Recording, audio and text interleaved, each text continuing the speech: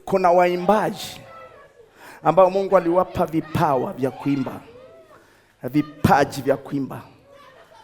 Wengi wao Mungu ananiambia wameshikwa na kuzimu, kwa sababu wao wanatumia tu vipawa ama vipaji vya kuimba ambao Mungu aliwapa, lakini hawakai kwa Mungu kwa maombi. Lakini kama wangekaa muda mwingi kwa Mungu kwa maombi, ndipo kila wakati wangehuishwa, na wakiimba ingekuwa ni uponyaji mkubwa kwa watu wa Mungu. Wangepewa nyimbo na kuimba, lakini wengi wanaimba kwa uzoefu, kwa ile talanta au kipawa alichopewa. Bwana anaambia mahali popote wewe ambao umepewa uimbaji, usifanye kwa mazoea. Muda mwingi hata ukipata wimbo moja, wa pili lazima ukae kwa Mungu kwa muda mrefu.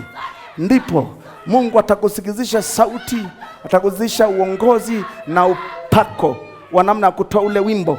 Ndipo Mungu utakapokuwa naimba, Mungu atakuwa naimba pamoja na wewe. Malaika watashuka kuja kupokea utukufu huo, maana utukufu wa wimbo huo utakuwa umetoka kwa Mungu.